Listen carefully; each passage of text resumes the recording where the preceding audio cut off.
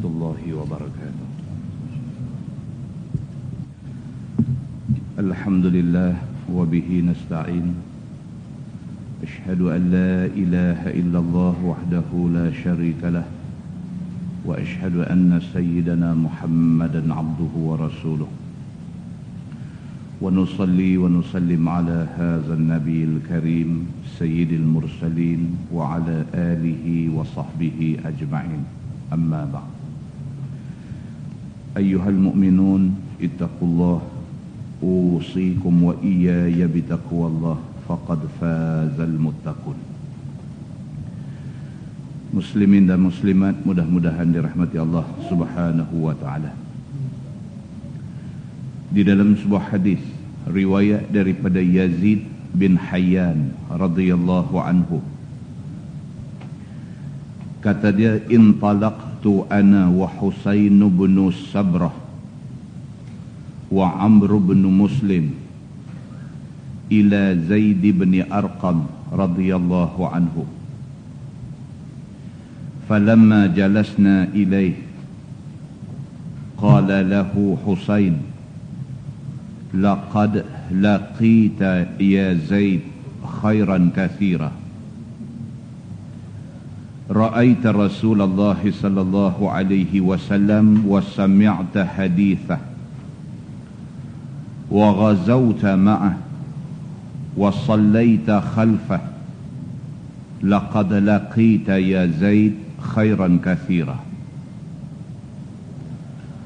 Hadithna ya Zaid ma sami'ta min Rasulillah sallallahu alaihi wasallam. Qala ya ibn akhi wallahi laqad kabirat sinni wa qaduma ahdi wa nasitu ba'd alladhi kuntu a'i min Rasulillah sallallahu alaihi wasallam. Fama haddathtukum faqbalu wa ma la fala tukallifunihi. Thumma qala qama Rasulullah sallallahu alaihi wasallam yawman fina khatiban bima yud'a khumman baina Makkah wal Madinah. Fahamidallah wa athna alayhi wa wa'aza wa dhakkara. ثم قال النبي صلى الله عليه وسلم أما بعد ألا أيها الناس فإنما أنا بشر يوشك أن يأتي رسول ربي فأجيبه وأنا تارك فيكم ثقلين أولهما كتاب الله فيه الهدى والنور فخذوا بكتاب الله واستمسكوا به. فحث على كتاب الله ورغب فيه. ثم قال النبي صلى الله عليه وسلم وأهل بيتي أذكركم الله في أهل بيتي أذكركم الله في أهل بيتي.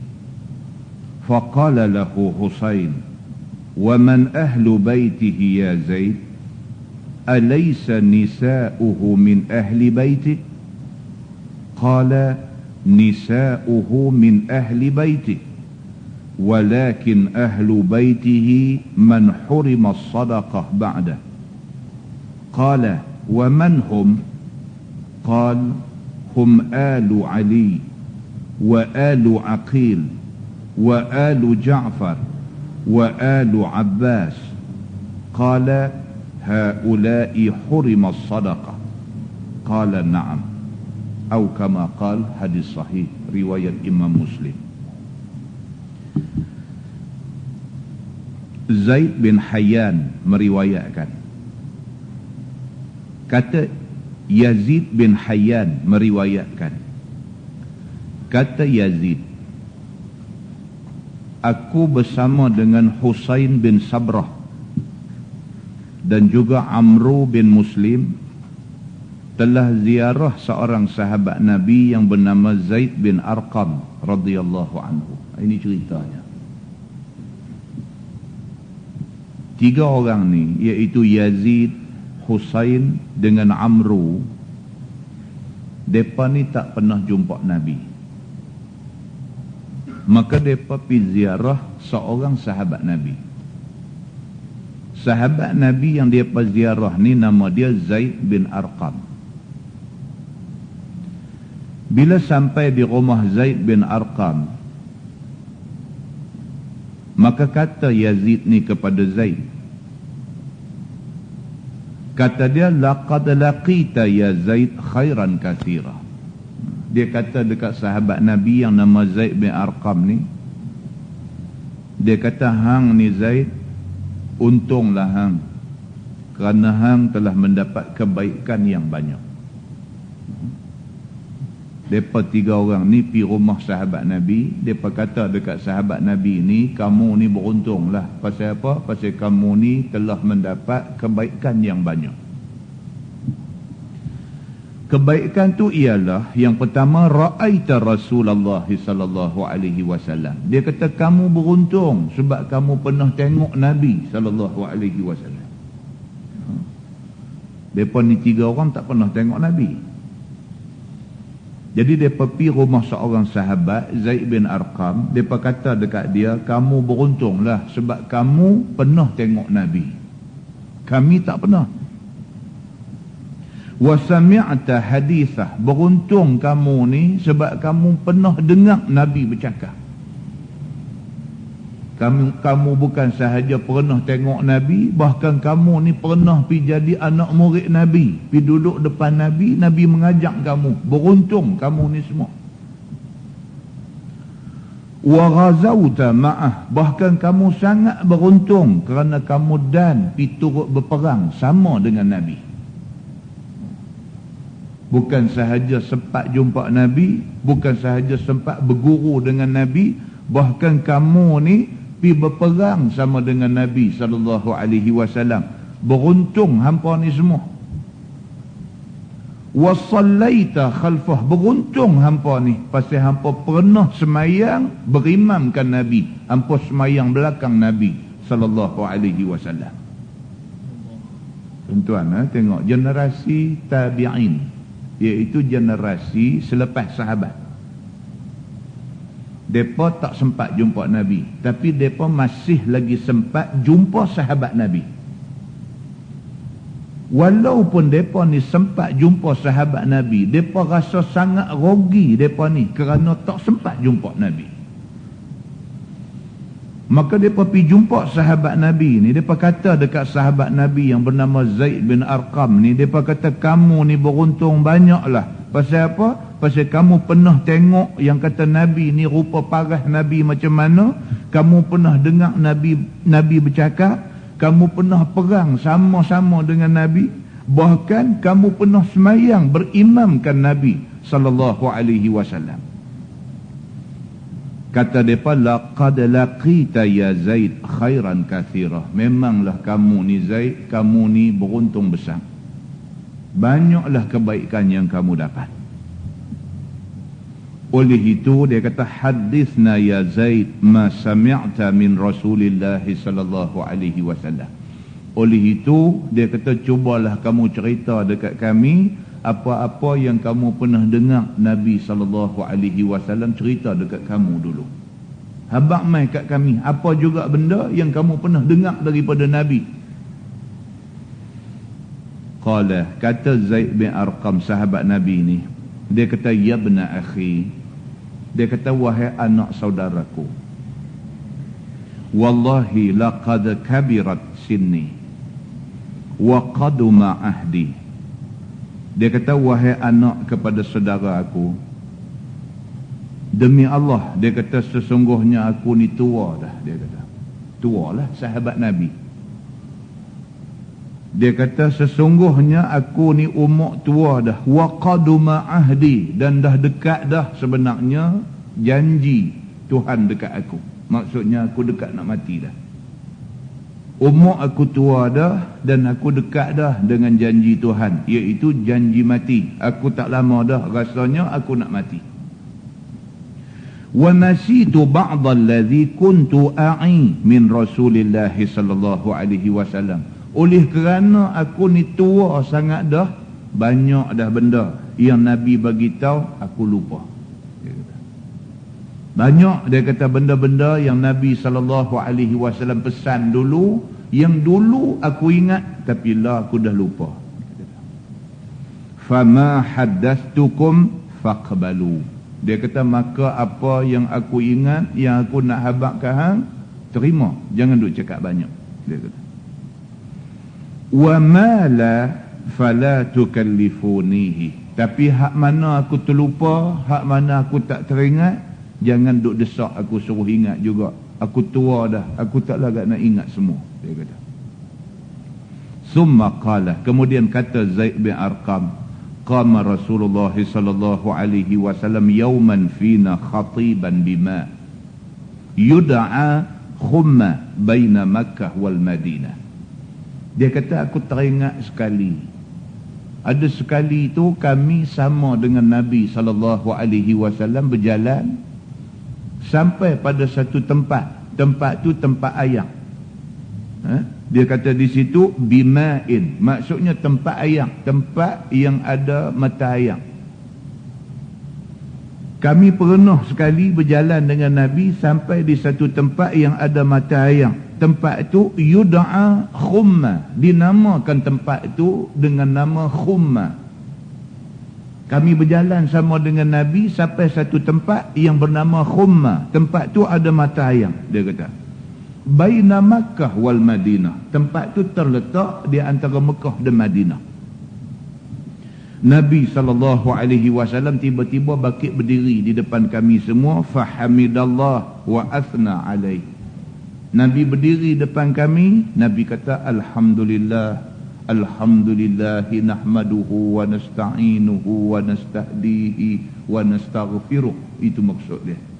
Nabi dia biasa, dia nak bercakap dia mula macam tu. Fahamidallah, Nabi akan mula dengan Alhamdulillah. Wa athna alaih, Nabi akan memuji-muji Allah selepas itu. Lepas pada Nabi SAW kata macam tu, wa wa'adha wa zakkara, Nabi SAW bagi nasihat kepada kami dan Nabi memberi beberapa peringatan kepada kami semua. Summa qala Nabi SAW, habis Nabi bagi peringatan yang panjang lebar, Nabi kata amma ba'. Nabi kata amma ba', maksudnya ada pun selepas daripada itu. Lepas dah Nabi nasihat macam-macam benda, lepas dah Nabi bagi peringatan macam-macam benda, Nabi berhenti sah. Nabi kata amma ba'. Nabi kata ada benda aku nak beritahu lepas daripada ni, dan benda ni lebih penting daripada benda aku habaq tadi.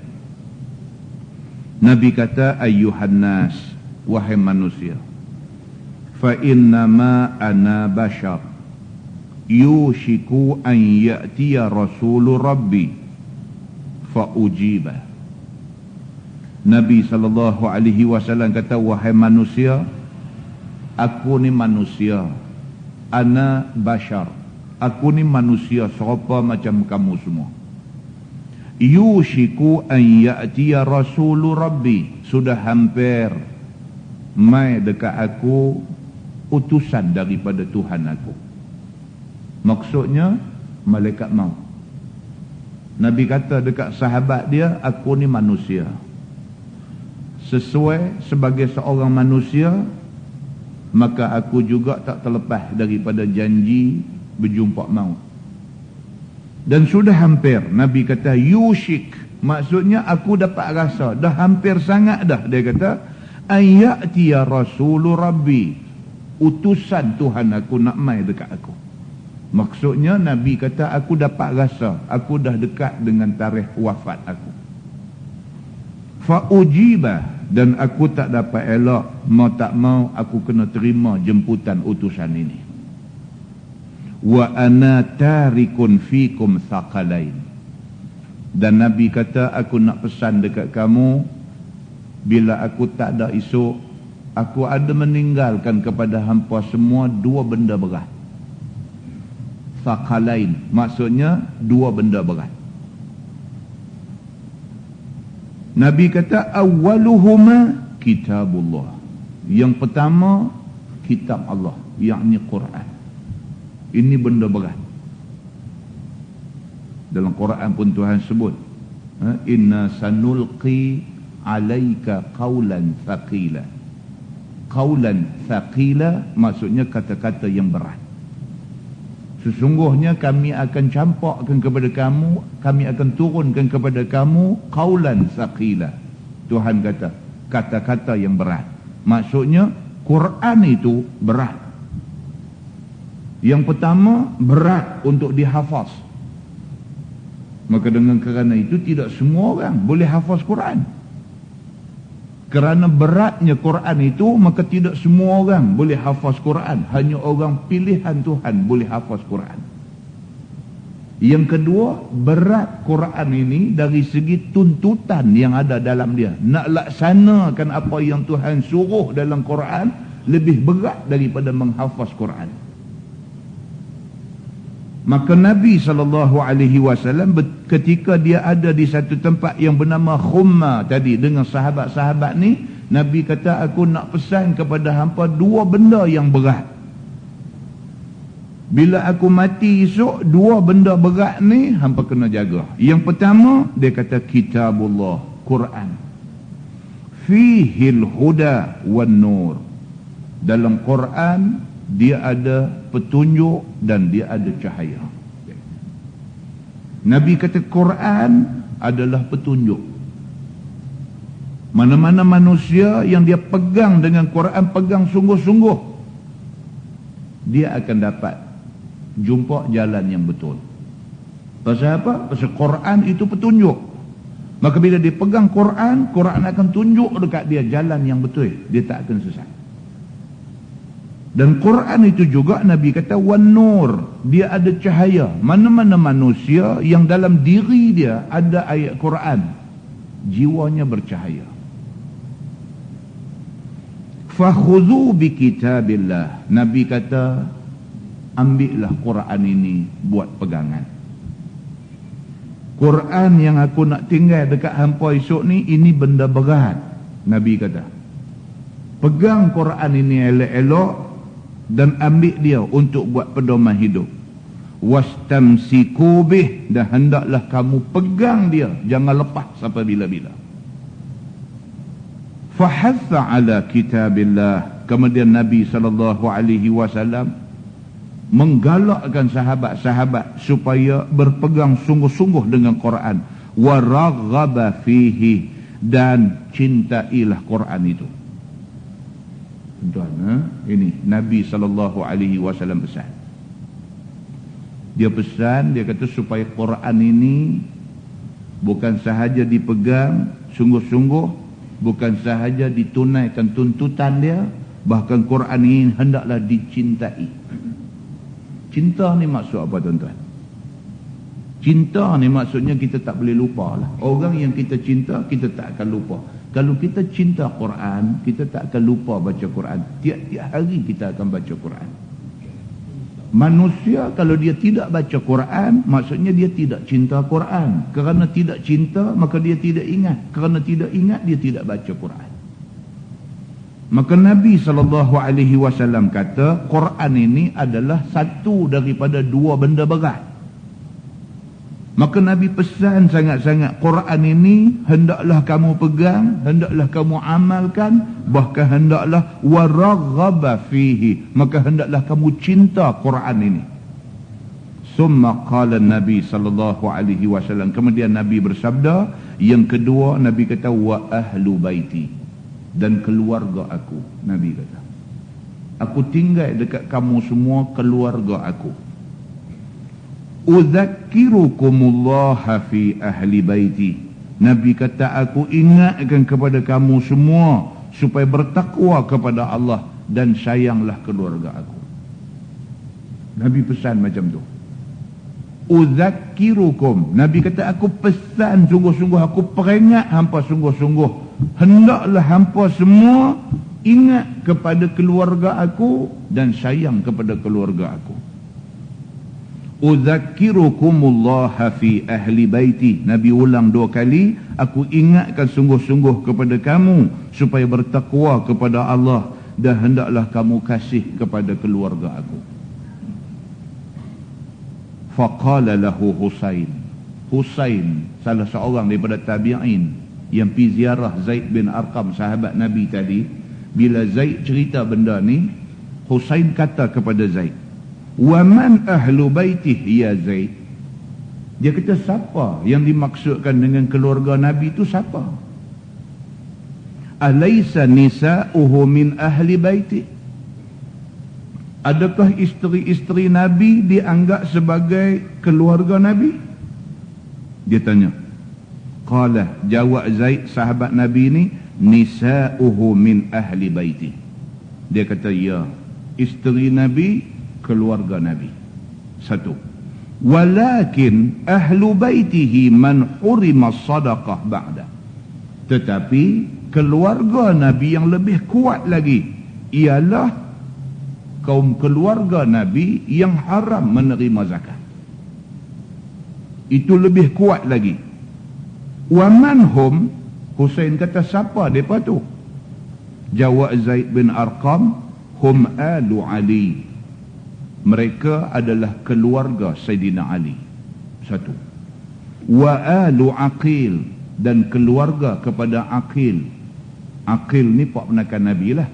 Semua keluarga dia. Wa alu Ja'far, dan keluarga kepada Ja'far, pak penakan Nabi juga. Wa alu Abbas, dan keluarga kepada Abbas, pak penakan Nabi juga. Semua ni sepupu-sepupu Nabi, pak penakan Nabi, apa semua ni selain daripada anak Nabi dan sebagainya, semua ni adalah keluarga Nabi sallallahu alaihi wasallam.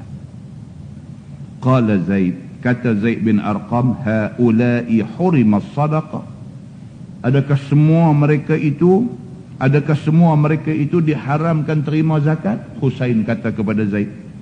Qala, jawab Zaid, na'am, ya. Semua mereka ini haram terima zakat. Muslimin dan muslimat yang dirahmati Allah sekalian, tuan-tuan tengok hadis ni. Hadis ni hadis sahih riwayat Imam Muslim. Kalau keluarga Nabi pun wajib kita kasihi, apatah pula Nabi sallallahu alaihi wasallam. Tuan-tuan tahu dalam keluarga, dalam isteri Nabi ada seorang isteri Nabi yang kena cerai. Ada seorang isteri Nabi yang kena cerai. Pasal apa? Pasal dia berlaku kurang sopan pada Nabi. Nabi kahwin dengan dia. Satu hari Nabi balik ke rumah dia. Bila Nabi sampai di rumah dia, dia tanya Nabi. Dia kata, man anta? Dia kata, hang ni siapa? Dia kata ke Nabi macam tu. Nabi tu suami dia. Nabi tu Nabi. Nabi balik ke rumah dia, dia tanya Nabi, man anta? Hang ni siapa? Nabi kata, ana Muhammad. Nabi kata, aku Muhammad. Jawab isteri ni, dia kata, ana la a'rifu Muhammad. Dia kata, aku tak kenal Muhammad mana. Dia kata lagu tu. Nabi tak kata apa kat dia. Nabi beralih, Nabi keluar. Nabi tak balik dah ke rumah dia. Nabi terus ceraikan dia. Ini berlaku kepada seorang isteri Nabi. Baru kata macam tu. Baru kata, man anta, hang siapa? Kata kat Nabi macam tu. Nabi dah kata, ana Muhammad. Dia kata, ana la a'rifu Muhammad. Aku tak kenal Muhammad. Okey. Nabi beralih, pergi terus. Sepakat ulama hadis mengatakan isteri yang seorang ini tidak masuk dalam keluarga Nabi. Muslimin dan muslimat yang dirahmati Allah sekalian. Dan ada beberapa hadis lain yang menyenaraikan beberapa sahabat lain yang bukan daripada keturunan darah Nabi, tetapi Nabi mengambil mereka menjadi keluarga Nabi dan mereka termasuk di dalam Ahlul Bait.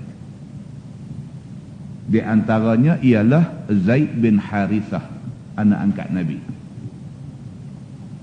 Di antaranya anak dia Usamah bin Zaid. Zaid bin Harithah ni pun Nabi ambil dia jadi anak angkat Nabi.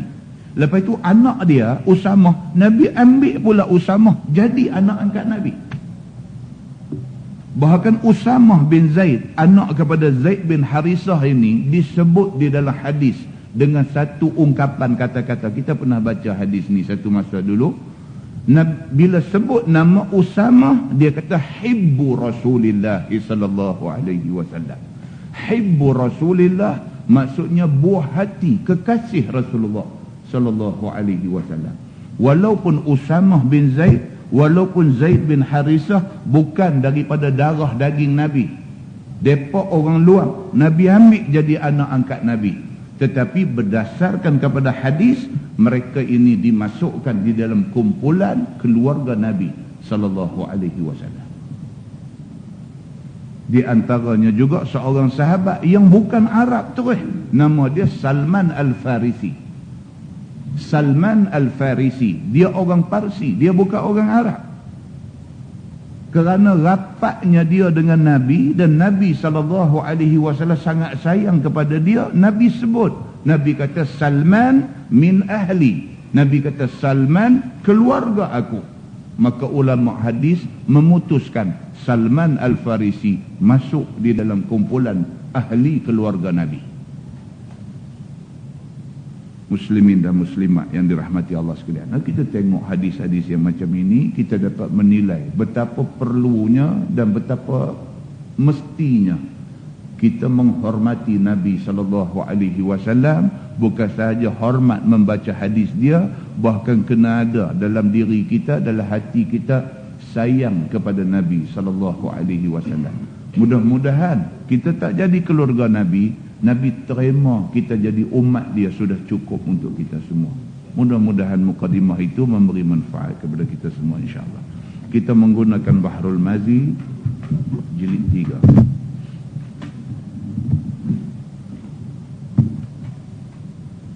Muka surat 36. Muka surat 36. Kita masuk satu bab baru, bab fil jam'i bainas salataini. Itu bab yang menyatakan mengumpulkan ataupun menjamakkan di antara dua sembahyang. Ketahuilah saudaraku, telah bersalah-salahan ulama pada harus mengumpulkan sembahyang fardu di dalam musafir. Maka sebelum diterangkan satu-satu pada masalahnya, lebih dahulu didatangkan hadis tempat ulama ambil istidlal pada semayang jamak itu. Dia kata sebelum kita nak tengok bab semayang jamak, dia kata ada baiknya kita tengok dulu hadis yang ulama ambil istidlal. Istidlal maksudnya ambil dalil. Tuan-tuan, dalam agama, satu benda yang kita kena ingat, dalam agama ni kita nak bercakap pasal apa pun mesti ada dalil. Tuan-tuan nak bercakap pasal apa? Nak bercakap pasal sunat taubat, nak buat semayang sunat taubat, ada dalil ke tak? Dia nak kena ada dalil. Kalau tidak, kita tak boleh buat. Kita tak boleh reka semayang. Semayang ni ibadat khusus. Ibadat khusus, dia mesti sabit daripada hadis Nabi sallallahu alaihi wasallam. Kalau tidak ada benda tu di dalam nas, di dalam dalil, tak sah duk buat berhujah dengan orang dan tak sah duk buat amalan. Sebab siapa nak mengaku kata benda itu ibadah yang disuruh oleh Allah dan oleh Nabi sallallahu alaihi wasallam. Maka malam ni kita nak bercakap tentang semayang jamak. Jadi kita nak kena tahu semayang jamak ni ulama reka ke ataupun benda ni sabit daripada hadis Nabi. Kalau sabit daripada hadis, apa dalil dia? Baik. Dan hadisnya dikeluarkan oleh Imam At-Tirmizi. Kata dia an Muaz bin Jabal radhiyallahu anhu, anna an-nabiy sallallahu alaihi wasallam kana fi ghazwati Tabuk. إذا ارتحل قبل زيغ الشمس أخر الظهر akhara az-zahra ila an yajma'aha ila al-'asr wa yusallihima jami'an. Diriwayatkan oleh seorang sahabat Nabi sallallahu alaihi wasallam yang bernama Muaz bin Jabal radhiyallahu anhu. Nabi sallallahu alaihi wasallam telah turun di dalam perang Tabuk. Apabila berangkat Nabi dan berjalan ia dahulu daripada cenderung matahari. Maksudnya kalau Nabi nak bertolak, nak musafir sebelum zuhur. Sebelum masuk waktu zuhur Nabi nak bertolak. Misalnya pukul 11, pukul 12 nak bertolak. Zuhur tak masuk lagi. Mentakhirkan dia akan zuhur sehingga mengumpul dia akan dia kepada asar. Maka Nabi SAW akan buat jamak takhir, dia kata. Kalau Nabi nak musafir sebelum masuk waktu yang pertama, nak pergi Kuala Lumpur, keluar pukul 11, pukul 12 keluar, waktu lohong tak masuk lagi. Kalau keluar sebelum masuk waktu zuhur, Nabi akan buat jamak takhir. Zuhur tu Nabi tak semayang, Nabi niat saja, saat lagi masa asar, saat lagi baru nak buat. Maka semayang itu dipanggil semayang jamak takhir. Begitu. Dan sembahyang akan zuhur dan asar itu sekaliannya di dalam waktu asar. Maksudnya jamak takhir. Masalah jamak takhir dan syarat dia. Pada sepotong hadis ini menunjukkan Nabi mentakhirkan sembahyang zuhur dalam waktu asar dan disembahyangkan sekaliannya di dalam waktu asar itu. Maka dengan hadis ini setengah daripada dalil harus mengerjakan jamak takhir itu. Itu dia dalil dia. Nabi SAW dia nak pergi perang Tabuk. Tabuk dengan Madinah nak pergi lebih daripada 2 marhalah. Nabi bertolak pula sebelum masuk waktu zuhur. Maka Nabi tak semayang zuhur sehinggalah masuk waktu asar. Bila dah masuk waktu asar, Nabi buat semayang zuhur dan asar dalam waktu asar. Maka perbuatan Nabi itu dipanggil semayang jamak takhir. Begitu. Maka itulah dalilnya daripada hadis Nabi sallallahu alaihi wasallam. Kata Imam Nawawi, dan jika menghendaki seseorang akan jamak semayang pertama di dalam semayang kedua, maksudnya jamak takhir, seperti hendak jamakkan zuhur dengan asar, maka nescaya wajib meniatkan jamak dalam waktu yang pertama. Itu syarat dia. Kita nak buat jamak takhir, maknanya dalam waktu zuhur kita tak semayang lagi, kita nak semayang saat lagi dalam waktu asar. Dalam waktu zuhur tu tak semayang, tapi kena niat. Niat kata saat lagi kita nak buat semayang jamak takhir. Kena niat dalam waktu zuhur. Begitu. Yakni dalam waktu zuhur ataupun dalam waktu maghrib. Kalau dalam kes dia nak himpun maghrib dengan Aisyah dalam waktu Aisyah, masa maghrib kena niat. Niat kata saat lagi maghrib aku nak buat jamak takhir. Kena niat begitu. Kalau tak niat, semayang kita saat lagi jadi semayang qadha. Dia kena niat dalam waktu yang pertama. Begitu. Dan adalah niat itu dahulu daripada habis waktunya. Sebelum habis waktu pertama, kena niat. Selewat-lewat niat, dia kata mestilah masa yang tinggal sebelum masuk waktu kedua tu, masa tu lulus untuk semayang 4 rakaat zuhur. Maksudnya kita kata apa? 5 minit. 5 minit sebelum masuk waktu asar, itu waktu kecederaan. Dia kena niat sebelum 5 minit berakhir. Begitu. Lebih kurang kiranya begitu. Dengan sekira-kira tinggal daripada waktu itu barang yang lulus itu sembahyang ataupun lebih. Itu dia. Syarat masa tu masih celuih untuk nak lepas satu sembahyang. Mesti kena niat dah. Jangan dah masuk waktu lagi seminit nak masuk waktu baru nak niat, tak mah. Begitu. Senangnya lagu ni lah, awal-awal lah. Masuk waktu zuhur satu suku tu niat siap dah lah. Aku nak buat jamak takhir. Niat siap dah. Senang. Duduk tunggu bagi pukul 4 suku baru saja pergi cari masalah. Kan? Jenis kerja last minute ni. Kan? Sampai niat sembahyang jamak pun nak buat last minute juga. Tak boleh macam tu. Maka jika ditakhirkannya zuhur misalnya kepada asar dengan tiada niat.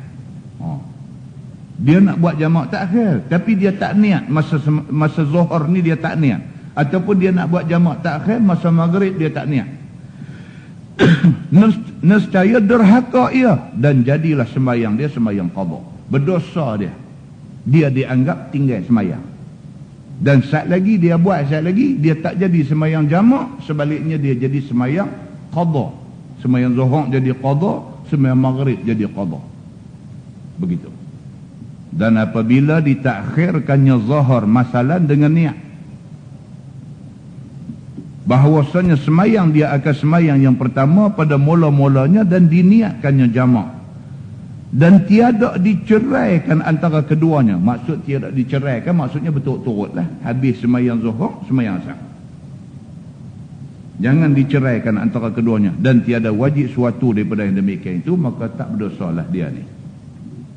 Masalah dia kata jamak takdim dan hadisnya. Kata Muaz bin Jabal lagi, wa izar tahala ba'da zayghi syamsi ajjal al-asra ila adh-dhuhri wa shalla adh-dhuhra wal 'asra jami'an summa sara. Dan apabila berangkat berjalan Nabi SAW kemudian daripada cenderung matahari, maka menyegera ia akan asar kepada zuhur. Kalau Nabi SAW bertolak lepas masuk waktu zuhur, nak pergi Kuala Lumpur bertolak pukul 2 ataupun bertolak pukul 1.45, dah masuk dah zuhur, maka Nabi SAW akan buat jamak takdim. Tuan boleh faham? Nabi SAW kalau dia nak musafir, dia bertolak sebelum masuk waktu. Sebelum masuk waktu zuhur dia bertolak, maka dia akan buat jamak takhir. Tapi kalau sekiranya dia bertolak dah lepas masuk waktu, dah masuk waktu zuhur dah 1.45, baru bertolak keluar daripada rumah, maka Nabi SAW akan buat jamak takdim. Sunat saja yang tu. Kalau kita tak buat macam tu pun tak apa. Kalau kita bertolak pukul 1.45 kata, kita saja, kita tak mau buat jamak takdim, kita nak buat juga jamak takhir, juga tidak salah. Tapi kalau buat macam ni dengan niat ikut sunnah, dapat lagi pahala ikut sunnah. Begitu. Baik. Dan sembahyang dia akan zuhur dan asar sekaliannya, kemudian berjalan dia dengan segala tenteranya dengan tiada sembahyang kepada asar yang sudah disembahyangkan di dalam waktu zuhur itu.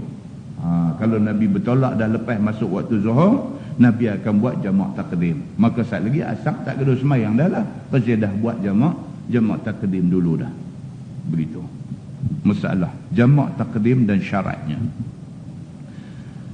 Wahai saudaraku, sepotong hadis dalam masalah itu menjadi dalil atas jamak takdim, yakni dikumpulkan sembahyang asar dalam waktu zuhur, itu jamak takdim. Maka harus jua dikerjakan yang demikian itu dengan beberapa syarat. Nak buat jamak takdim dia ada syarat. Kata Imam Nawawi, dan bermula syarat jamak akan sembahyang yang kedua dalam waktu yang pertama, iaitu bahawa didahulukannya sembahyang yang pertama.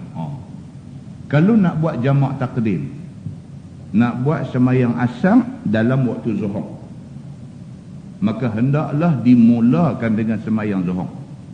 Tak boleh mula asar dulu. Kalau jamak takdim, mesti mula dengan sembahyang hak mula.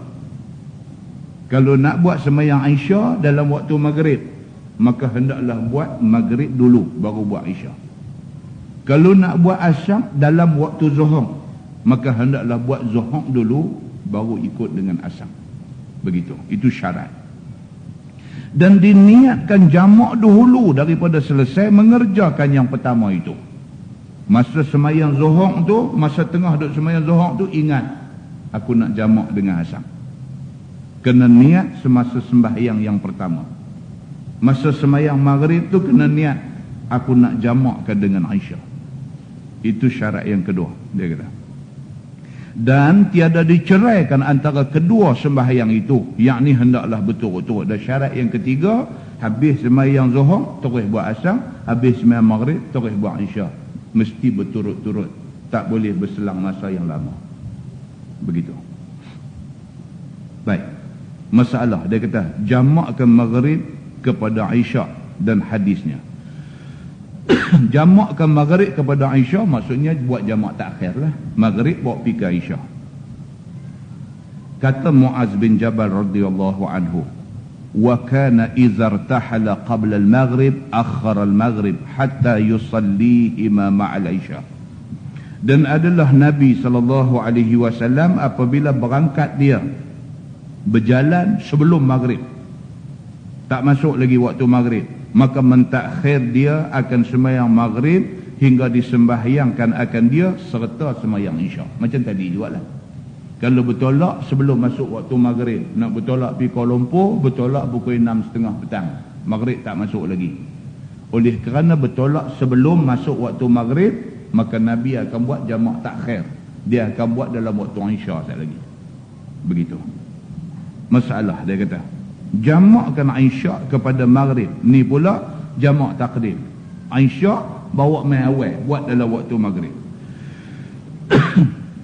Wahai saudaraku, harus jamak takdim pada sembahyang dua fardu, yakni maghrib dan isyak. Yakni disegerakan sembahyang isyak kepada waktu maghrib dengan dalil Nabi SAW ada memperbuat yang demikian itu. Kata Muaz bin Jabal radhiyallahu anhu, wa idza irtahala ba'da al-maghrib ajjala al-isya fa shallaha ma'al maghrib. Dan apabila berangkat Nabi SAW berjalan kemudian daripada sembahyang fardu maghrib, maksudnya dah lepas masuk maghrib baru bertolak, menyegerakan dia akan sembahyang isyak. Kalau bertolak nak pergi Kuala Lumpur, bertolak pukul 7.45, 7.45 maghrib masuk dah. Oleh kerana maghrib masuk dah, maka Nabi SAW dia akan buat jamak takdim. Aisyah buat dalam waktu maghrib. Begitu. Maka sembahyang Nabi SAW akan dia, yakni akan Aisyah serta dengan maghrib. Kemudian berjalan Nabi dengan segala tenteranya. Kata At-Tirmizi, dan pada bab ini ada riwayat daripada Ali dan Ibni Umar dan Anas dan Abdullah bin Umar dan Aisyah dan Ibni Abbas dan Usamah dan Jabir bin Abdullah, dan bermula hadis Muaz ini hadis yang hasan lagi gharib. Begitu. Baik, kemudian dia kata jamak ke semayang, bagaimana khilaf ulama padanya. Khilaf tak saya baca. Baca pening balik. Tak usah baca. Kita bukan nak buat apa. Piduk tahu kata Imam Hanafi kata apa, Imam Hanbali kata apa, kita ambil hak Imam Syafi'i kata sudah. Tak lagi dengar Imam Hanafi pula, saya dengar Imam Hanbali pula, dengar-dengar dia buat lagu imam dia sendiri pula. Dia buat imam dia nama Ismail, Imam Ismail. Tak mau. Jadi kita tak baca hak khilaf ulama ni, saya baca. Baik, bawah tu dia kata masalah jamak ke sembahyang itu di dalam waktu musafir yang panjang atau musafir yang pendek. Kata Imam Nawawi dalam Syarah Muslim, telah berkata Imam Syafi'i rahimahullahu ta'ala dan kebanyakan ulama, harus jamak antara zuhur dan asar dalam satu waktu daripada mana-mana waktu daripada keduanya.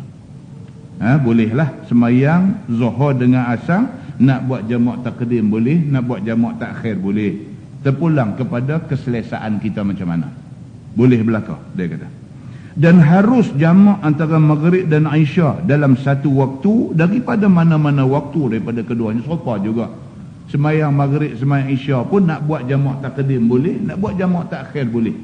Nak bawa isyak mai buat waktu maghrib boleh, nak bawa maghrib buat dalam waktu isyak, mana-mana satu waktu boleh, dia kata. Dan harus jamak dan di dalam musafir yang panjang, dia kata. Dan ada pun jamak di dalam musafir yang pendek, maka bagi Syafi'i dua qaul. Bermula yang asah daripada keduanya, tiada harus jamak padanya di dalam musafir yang pendek. Musafir pendek ni maksudnya tak cukup dua marhalah. Musafir panjang maksudnya yang melebihi dua marhalah. Angka tepat bagi dua marhalah ialah 88.7 km. Ini angka tepat yang disepakati. 88.7 km. Kita kata 89 lah. 89 km. Itu dua marhalah mengikut ukuran yang tepat. Begitu. Baik. Kemudian bawah tu masalah yang afdal daripada kaifiat mengerjakan semua, kita dah bincang banyak kali dah. Dia ulangan saja. Kemudian masalah 80, qasar itu haruskah bagi orang sakit? Yang tu pun tak ada apa. Dia cuma nak bagi tahu dekat kita, kalau kita musafir, kita sakit ke, kita laki-laki ke, kita perempuan ke, kita apakah, kita boleh buat sembahyang jamak. Dia nak abang yang tu. Terus lagi 81, qasar itu apa hukum bagi orang yang musafir maksiat? Yang tu baca. Kata Imam Syafi'i, barang siapa musafir ia kerana zalim atas seorang muslim, ataupun mu'ahad, ataupun kerana menyamun di jalan. Dia musafir, nak pergi Kuala Lumpur, nak samun bank di Kuala Lumpur misalnya, ataupun berbuat jahat di atas muka bumi, ataupun nak pergi Kuala Lumpur kerana nak pergi mengorak orang perempuan siapa ke di mana sana, niat jahat, nak pergi buat jahat, ataupun abdi keluar daripada tuan dia, ataupun abdi lari daripada pengulu dia, di Pulau Pinang nak pergi di Kuala Lumpur misalnya, ataupun laki-laki kerana lari supaya menegahkan hak yang lazim atasnya, ataupun suami lari daripada rumah, suami lari pada rumah kerana tak larat nak bagi nafkah kepada bini dan anak-anak. Ini semua dia panggil musafir yang jahat. Ataupun barang yang pada seumpama ini makna ataupun lainnya daripada maksiat. Tak kira lah tujuan maksiat. Kan duk berkenalan dengan satu perempuan dalam internet, chit-chat lah apalah semua, janji nak pergi jumpa di Port Dickson tu. Bertolak daripada Pulau Pinang nak pergi Port Dickson kerana nak jumpa satu perempuan yang dia duduk ni dalam internet dan sebagainya. Ni budak-budak muda main cerita. Dia pergi tu tak boleh buat sembahyang jamak qasar. Sebab itu dipanggil musafir maksiat. Tak boleh. Maka tiada harus baginya bahawa qasar. Tak boleh. Maka jika qasar ia, nescaya diulang tiap-tiap sembahyang dan disembahyangkannya. Itu dia. Kalau dia buat juga sembahyang jamak qasar, sembahyang tu tak pakai, dia kena qada balik. Begitu. Kerana bahawasanya qasar itu rukhsah. Rukhsah maksudnya kelonggaran. Agama bagi kelonggaran kepada orang baik. Orang yang jahat tidak layak mendapat kelonggaran agama. Itu maksudnya.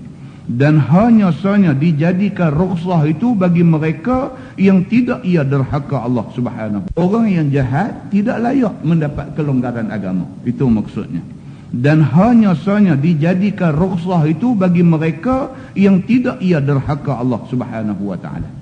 Lihat sahaja firman Allah, a'udzubillahi minasyaitonirrajim, faman idturra ghaira baghin wala 'adin fala itsma alaihi. Maka barang siapa terpaksa ia memakan daging babi dan bangkai dan darah, padahal tiada keluar ia atas Islam, dan tiada ia orang yang melampau dengan berbuat maksiat. Nampak? Syarat dia tidak berbuat maksiat.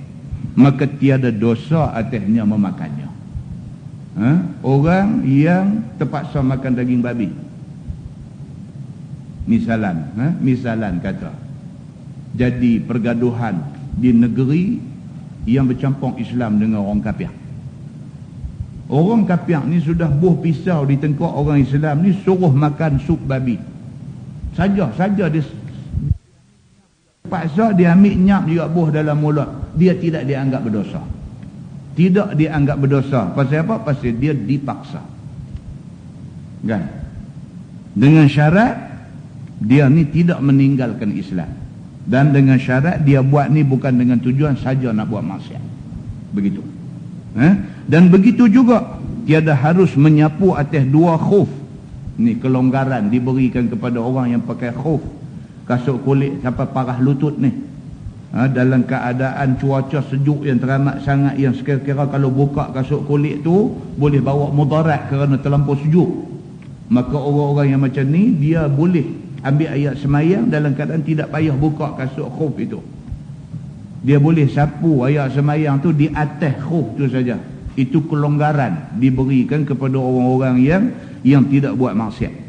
Maka tiada dosa atasnya memakan yang kata babi bangkai darah tadi ni. Dan begitu juga tiada harus menyapu khuf dan tiada menjamak ke semayang orang yang musafir di dalam maksiat. Dan begitu juga tidak boleh semayang sunat membelakang kiblat dan tiada diringankan daripada orang yang ada musafirnya itu maksiat akan Allah Subhanahu wa taala. Tak boleh. Orang yang buat maksiat tak dapat semua kelonggaran ni. Masalah. Qasarkah orang yang tinggal di Mekah ketika mengerjakan haji? Ni orang Mekah, dia memang asal Mekah, duduk di Mekah ataupun duduk di Mina ataupun duduk di Arafah, dia memang orang situ. Bila dia buat haji boleh tak boleh dia buat semayang jamak, semayang qasar di situ.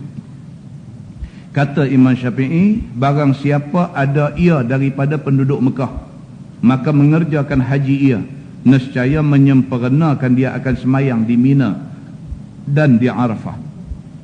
Dan begitu juga ahli Arafah dan ahli Mina, penduduk Arafah dan penduduk Mina, tiada boleh qasar ia di dalam mengerjakan haji. Dan begitu juga orang yang tinggal hampir dengan Mekah daripada mereka yang tidak ada musafirnya ke Arafah, daripada barang yang mengqasarkan padanya akan semayang. Tak boleh.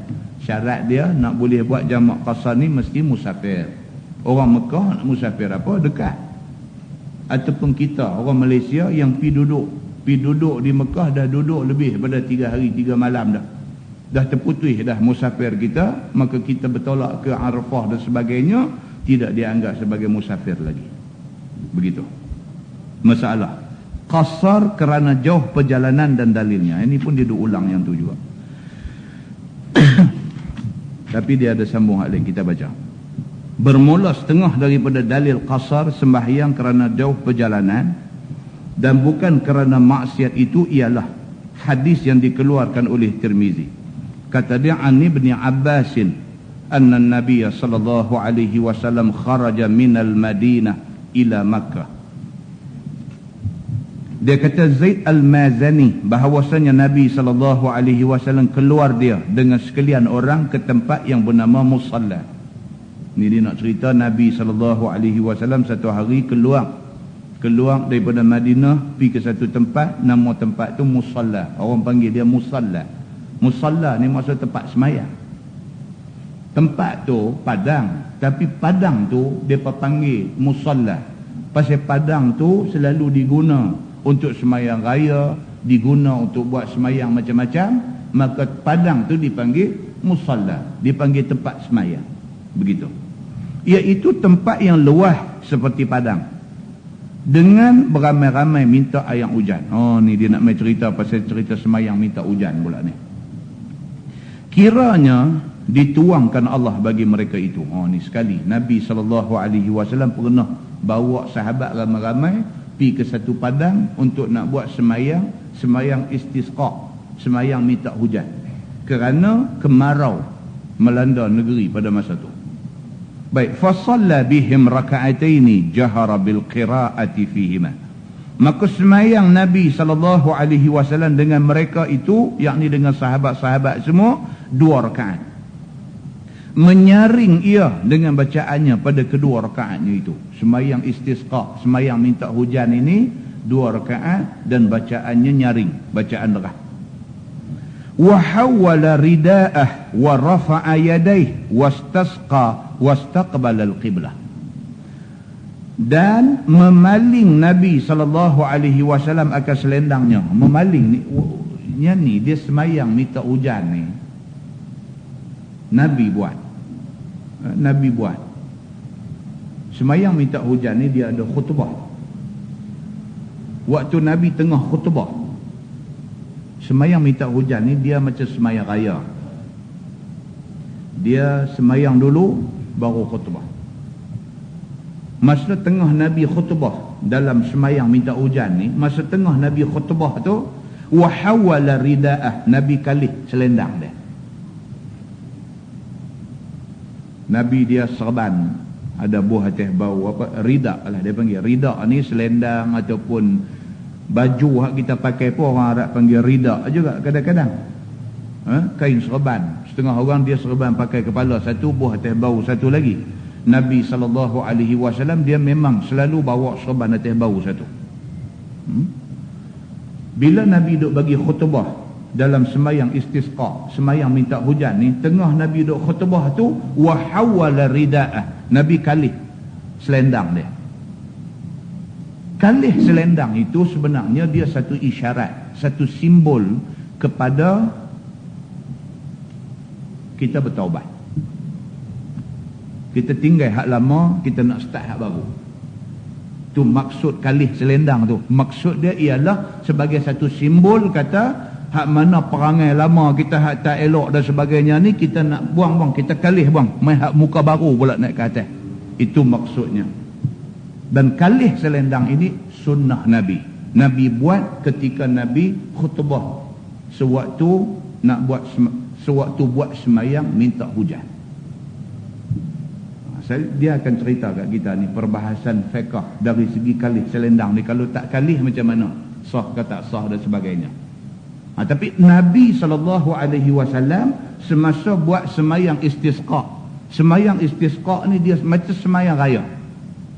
2 rakaat. Rakaat pertama 7 kali takbir selain daripada takbiratul ihram, dan rakaat kedua 5 kali takbir selain daripada takbiratul ihram. Sama macam semayang raya. Lepas dah habis semayang bagi salam, Assalamualaikum warahmatullahi, Assalamualaikum warahmatullahi, Nabi terus naik bagi khutbah. Khutbah semayang istisqa, semayang minta hujan ni, khutbah ni mestilah diisi dengan menyeru orang ramai supaya insaf atas kesalahan dan banyak minta ampun kepada Allah. Kerana kemarau ni sebenarnya adalah azab daripada Tuhan.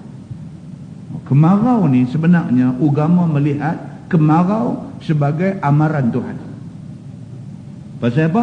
Pasal hujan itu rahmat. Bila Allah tahan rahmat, mana itu azab untuk orang. Maka manusia yang ditimpa kemarau, dia mesti menyesal atas mana-mana perbuatan dia yang tak elok. Sebagai nak tunjuk kata menyesal tu, kalih selendang tu. Kalih selendang tu menunjuk kata hak lama ni terap pergi turun ke bawah, hak baru naik ke atas. Kita nak mula hidup baru, hidup yang kita akan jauh daripada perbuatan dosa. Itu maksud dia. Ini dia nak cerita kat kita sekali lagi ni. Dia kata Nabi SAW fasalla bihim raka'ataini jahara bil qira'ati fihima, kemudian wa hawwala rida'ah wa rafa'a yadayhi wastasqa wastaqbala al-qiblah. Itu yang Nabi SAW buat. Selain daripada dia sembahyang 2 rakaat, dia baca derah di dalam sembahyang dia. Selepas itu Nabi SAW kalih selendang dia dan mengangkat dia akan 2 tangannya, minta akan hajatnya dan minta air hujan kiranya diturun Allah Subhanahu wa taala dengan kurnianya. Minta Tuhan turunkan hujan. Maka beradab ia akan kiblat masa memalingkan selendangnya dan dengan sembahyangnya dan dengan doanya itu. Masa Nabi nak kalih selendang tu, Nabi beralih menghadap ke kiblat. Khutbah membelakangkan kiblat. Kan duk menghadap makmum semua. Masa nak kalih selendang tu, Nabi pusing menghadap kiblat, Nabi alih selendang dia. Ini istisqa. Kita benda ni kita tak pernah buat. Pasal apa? Pasal Malaysia ni hujan sampai tak berhenti-henti. Kan? Jadi rahmat Tuhan mencurah-curah. Kan? Jadi bagi kita semayang minta hujan ni satu benda pelik. Kita tak biasa buat. Jadi bila Tuhan uji kita dengan kemarau pun, kita jadi tak teringat nak buat semayang istisqa ni. Pasal tak biasa buat. Dan tak kurang juga orang yang dia tak tahu macam mana nak buat. Jadi oleh kerana tak tahu, tak bisa buat. Kira lagu tu. Kan? Tapi kita sebagai orang Islam, kita kena tahu sebab benda ni biasa dibuat oleh Nabi SAW. Baik, kata At-Tirmizi, dan pada bab ini ada riwayat daripada Ibni Abbas dan Abi Hurairah, dan kata dia bermula hadis Abdullah bin Zaid.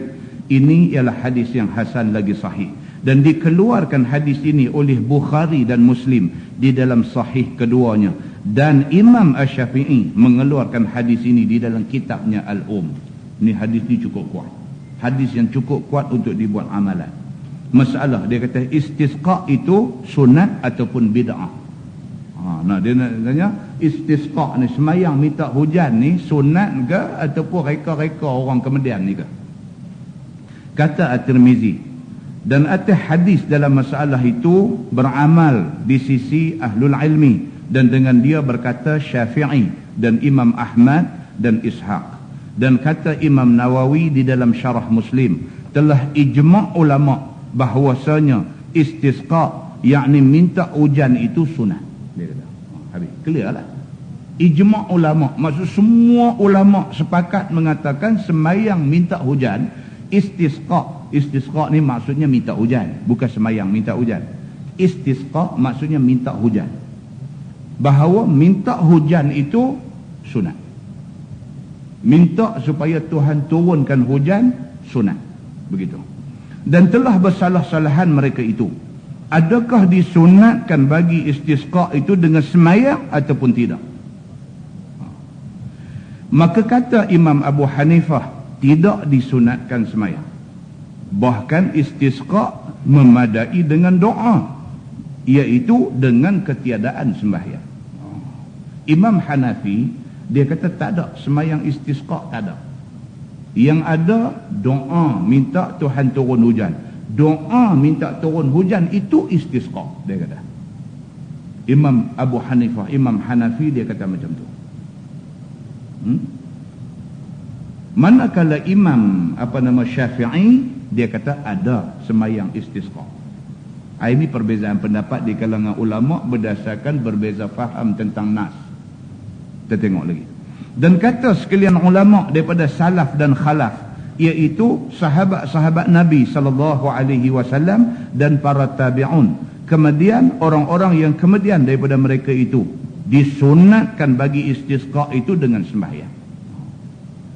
Maka tiada menyalahi padanya melainkan Abu Hanifah. Abu Hanifah seorang aja yang kata istisqa ni tak ada semayang, doa saja, dia kata.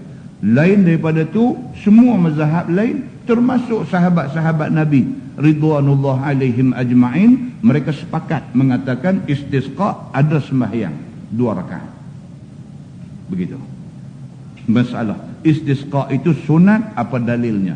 Nah, dia nak tengok apa dalil. Kalau dah kata ada sembahyang istisqa, mesti ada dalil. Apa dalil dia? Kata Imam Nawawi, dan bergantung Abu Hanifah dengan beberapa hadis istisqa yang tiada padanya sembahyang. Memang ada hadis yang menceritakan Nabi berdoa aja untuk sembahyang istisqa. Maka Imam Abu Hanifah dia pegang hadis tu. Dia kata istisqa doa saja, tak payah sembahyang. Begitu. Dan akan jadi dalil baginya, yakni bagi Abu Hanifah untuk mengatakannya tiada sunat bagi istisqa itu sembahyang. Dia ada dalil dia. Dia ada pegangan dia. Dan telah mengambil hujah jumhur ulama dengan beberapa hadis yang sabit ia di dalam as-sahihain dan lain daripada keduanya. Manakala jumhur ulama, majoriti ulama memegang hadis riwayat daripada Bukhari dan Muslim yang mengatakan ada sembahyang bagi minta hujan ni. Bahwasanya Nabi SAW sembahyang dia bagi istisqa 2 rakaat. Dan ada pun bermula segala hadis yang tiada menyebutkan padanya sembahyang itu, maka setengahnya ditanggungkan atas lupa rawi. Di kalangan ulama mazhab Syafi'i dan jumhur ulama, mereka kata kalau ada hadis yang mengatakan Nabi doa saja tak sembahyang, sebenarnya rawi yang meriwayatkan hadis itu terlupa nak khabar kata Nabi sembahyang. Sebenarnya Nabi sembahyang. Dia berkata, ini alasan yang dipegang oleh jumhur ulama dan Imam Syafi'i. Dan setengahnya adalah ia di dalam khutbah bagi jemaat dan mengiringi akan dia oleh sembahyang bagi jemaat. Dan setengah pula dia keliru, pasal Nabi biasa selit masuk doa minta Tuhan turun hujan di dalam khutbah jemaat. Maka ada pihak dia di situ dia keliru. Maka dia kata tidak ada sembahyang istisqa. Yang sembahyang tu sembahyang Jumaat. Dia kata Nabi doa saja dalam khutbah Jumaat, Nabi doa minta Tuhan turun hujan. Hak sembahyang lepas tu sembahyang Jumaat, bukan sembahyang istisqa. Itu pendapat sebahagian ulama. Berat sikitlah bila dia main cerita pasal khilaf ulama ni kan, nampak kening berkerut, faham tak faham no celahu. Saya kata ada, saya kata tak ada, betul-betul ada, tak ada. Jadi begitu, betul-betul ada lah. Okey, lah ni kita pegang satu, sembahyang istisqa ada, dibuat oleh Nabi dan dijelaskan di dalam hadis-hadis yang sahih. Begitu aja. Yang ni saja dia nak abang kata beza pendapat begitu. Dan jika sekiranya tiada menunjukkan Nabi sembahyang sekali-kali pun, nescaya adalah menyatakan bagi hari istisqa dengan doa dan dengan tiada sembahyang. Ini ada hadis-hadis yang macam tu. Maka tiada khilaf pada harusnya boleh sembahyang sunat istisqa. Dan adalah beberapa hadis yang mensabitkan bagi sembahyang itu didahulukan akan dia, kerana bahawasanya ia ziyadah ilmu dan tiada mu'aradah, yakni tiada berlawanan antara keduanya. Dia kata yang ni semua sebagai tambahan ilmu kepada kita, supaya kita tahu bahawa ada perbezaan pendapat di kalangan ulama. Ulama lain semua kata ada sembahyang sunat istisqa, cuma mazhab Hanafi sahaja dia kata tak ada sunat istisqa, yang ada doa saja. Yang ni dia kata tambahan ilmu saja. Dia kata masalah istisqa itu ada berapa macam. Kata Imam Nawawi dalam Syarah Muslim, telah berkata ashab kita Syafi'i, bermula istisqa, yakni minta ayang hujan itu ada 3 macam. Yang pertama istisqa dengan doa daripada ketiadaan sembahyang. Imam Nawawi kata dia ada 3 cara kalau nak minta hujan. Cara yang pertama dia kata pakai doa saja, tak payah buat sembahyang. Boleh kalau nak buat macam tu pun boleh, tak salah dia kata. Yang kedua istisqa di dalam khutbah Jumaat atau pada mengiringi sembahyang fardu, dan ialah lebih afdal daripada yang dahulu tadi. Ataupun yang kedua dia kata sulam masuk dalam khutbah Jumaat. Kata bila kita kena kemarau, sebulan sampai setitik ayang hujan pun tak turun, masuk 2 bulan setitik ayang hujan pun tak turun. Kalau sekiranya kita tak mau nak ajak orang ramai semua pi atas padang buat sembahyang minta hujan, memadai dengan dalam khutbah Jumaat. Khatib yang membaca khutbah Jumaat tu sekali sulam masuk tentang bab istisqa ni, tentang bab minta hujan ni, sekali dengan baca doa. Nabi SAW pernah masa khutbah angkat tangan baca doa, iaitu ketika istisqa, ketika doa nak minta hujan. Sekali itu aja, ketika doa minta hujan Nabi angkat tangan. Lain daripada tu, Nabi sebagai khatib tidak pernah angkat tangan di dalam doa. Tentang kita dah baca dah dulu, ingat balik yang seorang sahabat dia baca khutbah, mai tang doa dia angkat tangan, dia baca khutbah dia angkat tangan. Sahabat lain tegur dia. Depa kata kat dia, pasal apa hang buat satu benda yang menyalahi sunnah Rasulullah, hang buat satu benda bid'ah. Nabi tidak pernah baca khutbah angkat tangan, pasal apa yang hang baca khutbah angkat tangan? Nampak? Tapi Nabi biasa sekali angkat tangan di dalam khutbah Jumaat, iaitu ketika baca doa minta hujan. Dia luar daripada cerita khutbah Jumaat. Special case untuk doa minta supaya Allah turunkan hujan, Nabi angkat tangan ketika baca doa. So itu yang kedua, dia kata istisqa di dalam khutbah Jumaat, dia kata. Dan yang ketiganya ialah yang lebih akmal. Akmal maksud lebih sempurna, lebih baik, lebih bagus, bahawa ada ia dengan sembahyang 2 rakaat dan 2 khutbah. Yang ni paling cantik. Kalau nak buat sembahyang minta hujan, buat 2 rakaat sembahyang dan adakan pula 2 khutbah. Dan bersedia dahulu daripadanya dengan sedekah dan puasa dan taubat. Bahkan dia kata nak bagi cantik lagi, sebelum kita himpun orang di padang untuk nak sembahyang minta hujan ni, sebelum tu anjurkan kepada rakyat semua supaya puasa dulu. Puasa 3 hari dulu. Dan dalam tempoh 3 hari itu banyakkan bersedekah, dia kata, dan bertaubat banyak-banyak kepada Allah Subhanahu wa taala, dan beradab mengerjakan baik dan menjauhkan jahat. Dalam tempoh 3 hari sebelum nak buat sembahyang minta hujan ni, jangan buat sebarang benda yang tak baik. Dan seumpama yang demikian itu daripada taat akan Allah Subhanahu wa taala, sebaliknya tumpukan kepada buat ibadat, taat kepada Allah Subhanahu wa ta'ala. Tuan-tuan, pasal apa dia suruh macam ni? Dia nak bagi doa kita tu lebih mustajab di sisi Tuhan. Orang yang mustajab doa ni orang bersih. Kita nak minta Tuhan buat turun hujan, nak supaya Tuhan makbul doa kita. Dia kata mau 3 hari sebelum tu kita bagi kita bersih dulu, bagi diri kita bersih dulu, baru minta.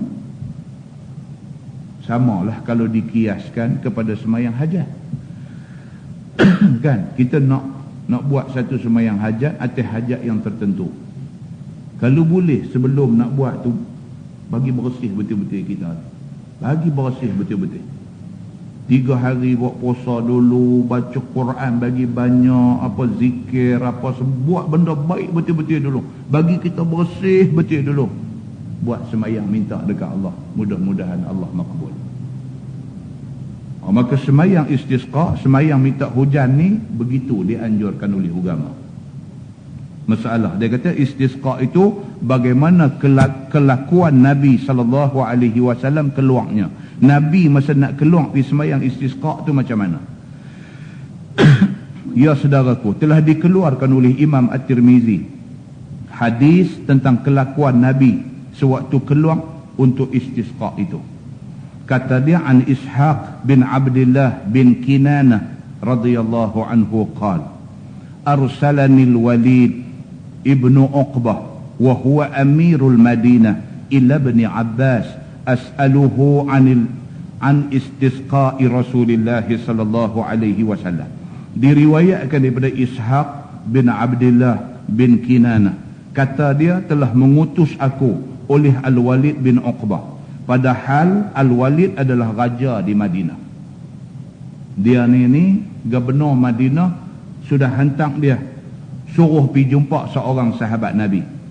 Yakni pada masa itu Al-Walid ialah pemerintah besar di dalam negeri Madinah Nabi SAW.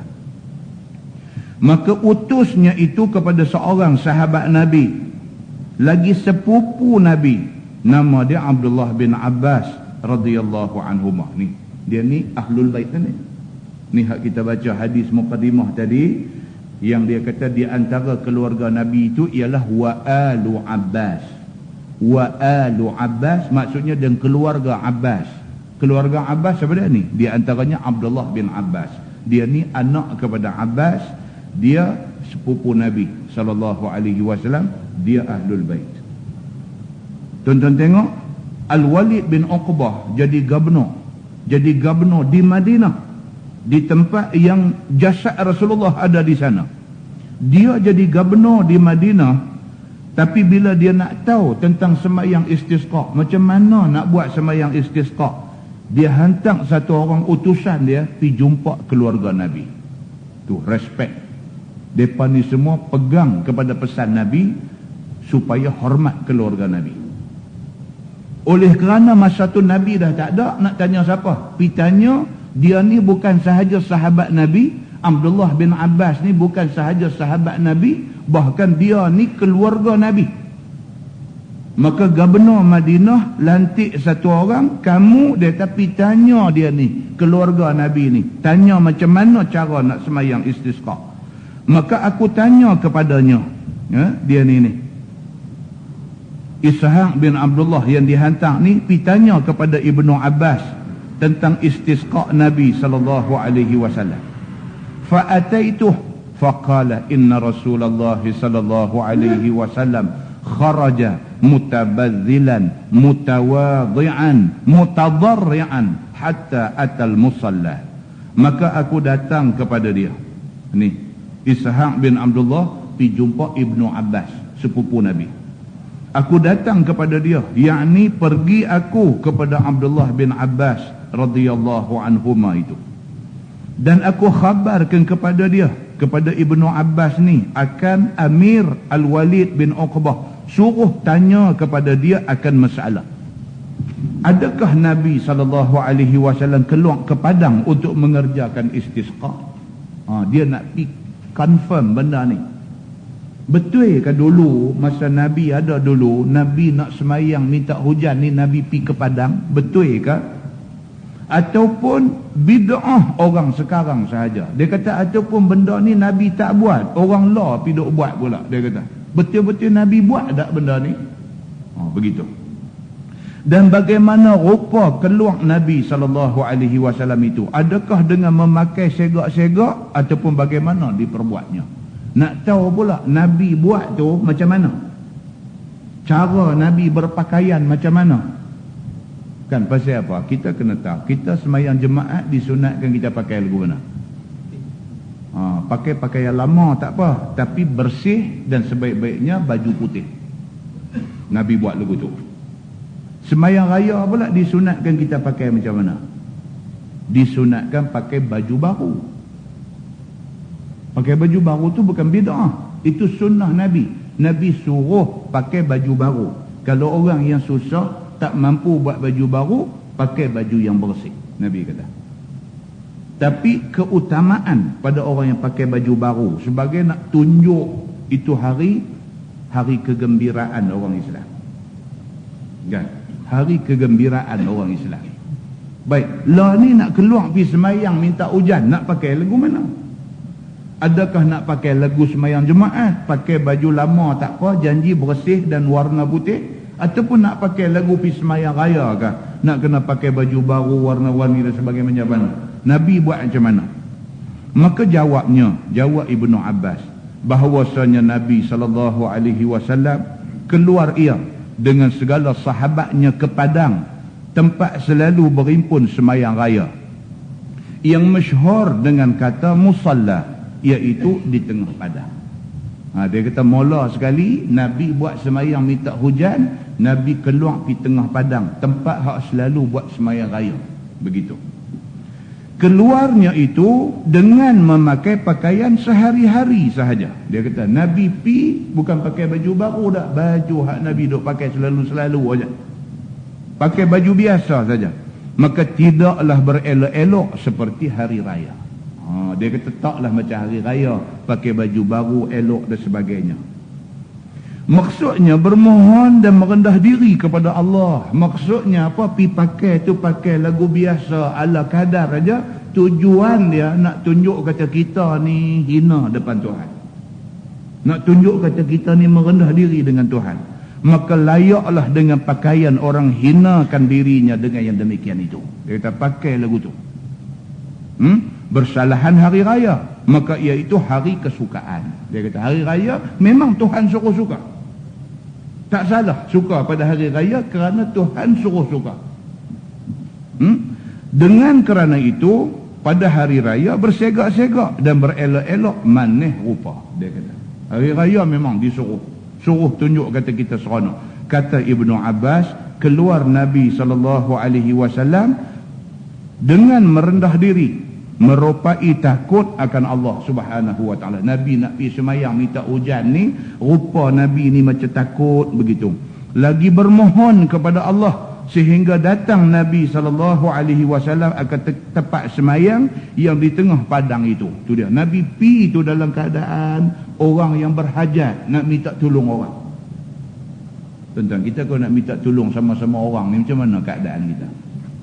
Ada nak masuk pergi duduk melenggak depan dia satu, nak minta tolong kat dia, masuk buat lagu tu. Tak, dia kata ni pintu boleh keluar. Kita nak minta tolong orang ni cara tu lain. Dia masuk cara tu, hormat kat orang tu, tunjuk dia kata apa pun kita ya. Sedikit minta tolong dia. Ya betul-betul. Dia kata apa pun betul-betul. Tak betul tak lagi lah. Lepas orang tolong tak lagi korban. Benar tak betul. Hak mula ni betul dulu. Betul dia betul, sungguh betul nak minta tolong. Masuk piduk abang dia tak betul, dia nak tolong kita, susah. Kalau dengan manusia pun kita ada hajat dekat dia, kita masuk macam tu punya merendah diri, ni pula dengan Allah, Tuhan Rabbul Alamin, Tuhan seluruh alam. Kita berhajat dengan dia, nak minta dia turun hujan sebagai rahmat dekat kita. Pi nak semayang tu kena pi dalam keadaan menghina diri. Begitu. Nabi buat macam tu, dia kata. Dan kata Ibnu Abbas, falam yakhtub khutbatakum hadhihi walakin lam yazal fi ad-du'a wat-tadarru' wat-takbir wa shalla rak'atain kama kana yusalli fil 'aid. Dia kata, maka tiada berkhutbah Nabi seperti mana khutbah kamu sehari-hari ini. Nabi tak khutbah macam khutbah biasa ni. Khutbah biasa macam mana? Garang. Nabi khutbah Jumaat garang. Seperti panglima tentera mengarahkan tentera nak pergi berperang. Khutbah Jumaat Nabi macam tu. Tapi khutbah dalam sembahyang istisqa ni, Nabi punya khutbah slow aja. Dia punya tone suara dia slow, bunyi minta tolong, minta ampun dekat Tuhan, minta belas kesian Tuhan. Bunyi macam tu. Lain daripada khutbah biasa. Bahkan khutbahnya yang munasabah dengan makam, dia kata. Kedudukan kita ni orang yang berhajat, nak minta Allah turunkan hujan dekat kita, maka sesuai dengan kedudukan itu. Dan tetapinya sentiasa ia di dalam doa dan tadarru' dan takbir dan sembahyang dia akan 2 rakaat.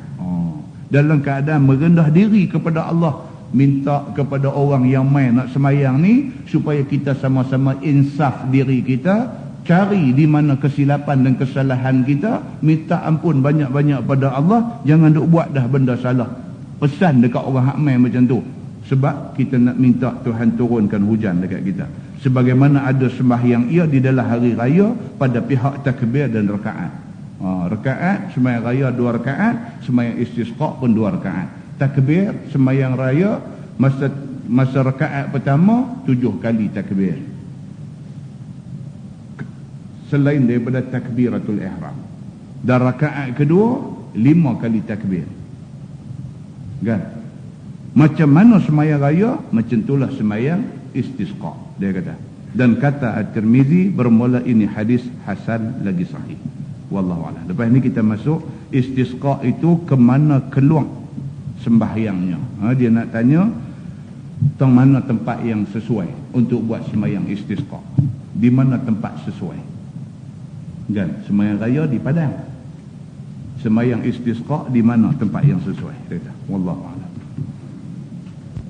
Kita mesti niat dulu untuk jamak takhir. Bagaimana niat untuk jamak takhir? Iaitu sembahyang zuhur, kiranya kita nak sembahyang waktu asar. Maksudnya macam ni. Masa kita ada dalam waktu zuhur, kita ingat dalam hati yang kita nak buat sembahyang jamak takhir. Ingat yang tu saja. Itu sudah dianggap berniat untuk nak buat jamak takhir. Tak ada lah usolli apa-apa, tak ada. Ingat lagu tu aja. Lintasan dalam hati bahawa sembahyang zuhur ni nak buat dalam waktu asar sekejap lagi. Ingat macam tu. Aku nak buat jamak takhir sekejap lagi. Itu niat. Kan? Ataupun kita ni rombongan, ataupun kita ni dengan keluarga satu kereta nak pergi Kuala Lumpur. Kita habang dekat semua dalam kereta kita, isteri kita, anak kita semua, kita ni sekali lagi kita buat jamak takhir. Kita habang tu makna niat lah tu. Kita niat dah lelaki. Mereka pun bila dengar tu, ataupun nak lebih khusus lagi ni, niat lah sekali kita buat jamak takhir tu, kemas lagi lah. Niat lah sekali kita buat jamak takhir. Kena begitu. Tapi kena peringat lah. Kan kadang perkara kali kita seorang pakai niat, depa tu pakai duk tunggu. Kan semua 4 lebih kita longgak belakang ada dalam kereta tu. Kan tuan-tuan, kadang-kadang saya ni duk fikir bukan apa, agak fikir keluarga tu, kita fikir keluarga kita. Aduk mengaji ni kita. Bini anak. Haru. Hak mengaji ni kita. Jadi hak faham ni kita. Kita duk faham seorang lagu tu, bini dengan anak tak faham kadang-kadang. Tak faham. Kan? Susah betul.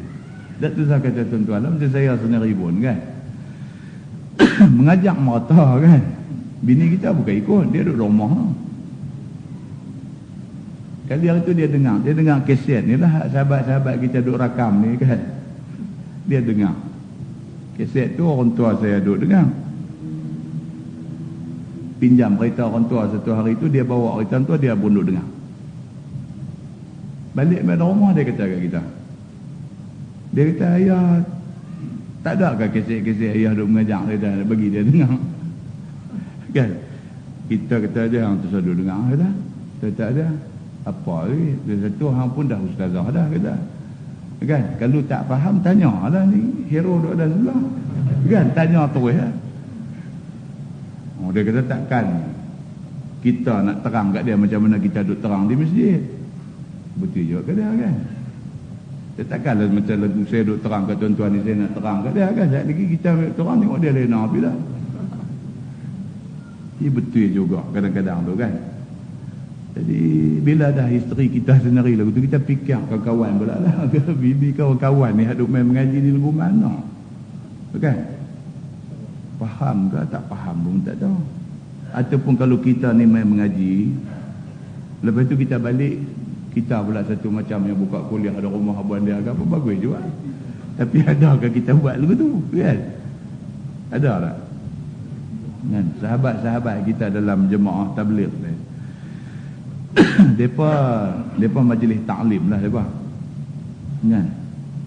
Ajinlah sahabat-sahabat yang jemaah tabligh ni mai sembang dengan saya kan.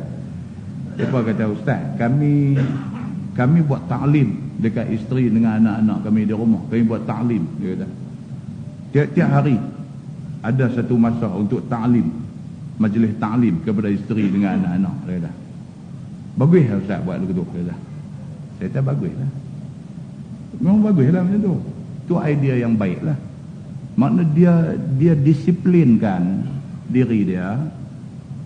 Dalam sehari ada masa untuk dia taklim isteri dan anak-anak dia. Panggil mai semua duduk, dia bercakap. Dia buat lagu, dia buat di masjid, majlis bayan, majlis apa tu kan. Dia bercakap kat bini dia dengan anak dia lagu tu. Bagus. Kalau kita pun boleh ambil idea tu buat, bagus. Kan? Ambil lah masa yang sesuai lah, masa makan ke. Kan? Duduk di meja tu, bercakap sikit dulu. Turun makan. Tunggu makan, lepas habis tunggu ustaz. Cakap sikit. Jangan lama lah. Sampai tangan kan? Sampai tangan pun naik lemak dah tak basuh lagi duduk cakap. 2 kali kena. Panggil makan, dia tak payah makan lu. Dah budak dia macam tu kata kan. Dia bukan suka kita duduk nasihat-nasihat, dia bukan suka. Dia nak kena buat. Benda-benda macam ni nak kena buat. Kan? Kadang-kadang susah tentang fikir kita seorang je, kita duduk pelepas diri kita je. Keluarga macam mana? Isteri kita faham ke sembahyang jamak pasar ni? Dan kita pun berjalan juga kadang-kadang. Pergi Kuala Lumpur, pergi mana kan? Dia faham ke tak faham? Itu kita tak nak tanya dia. Kalau kita main mengaji ni pun dengar, ada lagi 1-2 benda yang kita tak tahu, baru tahu kan? Ada. Dengar.